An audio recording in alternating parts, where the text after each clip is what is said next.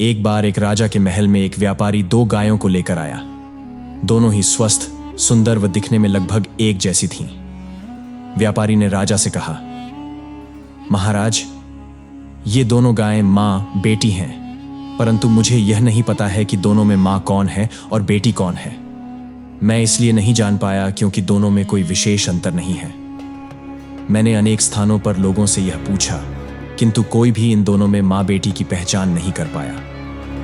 बाद में मुझसे किसी ने यह बताया है कि आपका बुजुर्ग मंत्री बेहद कुशाग्र बुद्धि का है और यहां पर मुझे अवश्य मेरे प्रश्न का उत्तर मिल जाएगा, इसलिए मैं यहां पर चला आया। कृपया मेरी समस्या का समाधान किया जाए। यह सुनकर सभी दरबारी मंत्री की ओर देखने लगे। मंत्री अपने स्थान से उठकर गायों की ओर गया। उसने दोनों का गहराई से निरीक्षण किया, किंतु वह भी नहीं पहचान पाया कि वास्तव में कौन मां है और कौन बेटी है। अब मंत्री बड़ी दुविधा में फंस गया। उसने राजा से मां बेटी की पहचान करने के लिए एक दिन का समय मांगा। घर आने पर वह बेहद परेशान रहा।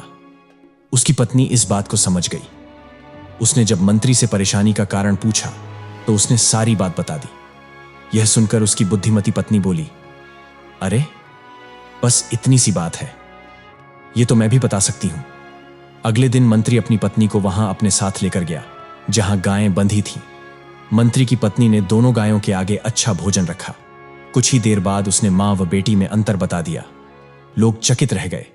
राजा ने पूछा कि उसने कैसे पहचाना कि कौन मां और कौन बेटी है, तो मंत्री की पत्नी बोली, पहली गाय जल्दी जल्दी खाने के बाद दूसरी गाय के भोजन में मुंह मारने लगी और दूसरी वाली ने पहली वाली के लिए अपना भोजन छोड़ दिया। ऐसा केवल एक मां ही कर सकती है, यानी दूसरी वाली मां है।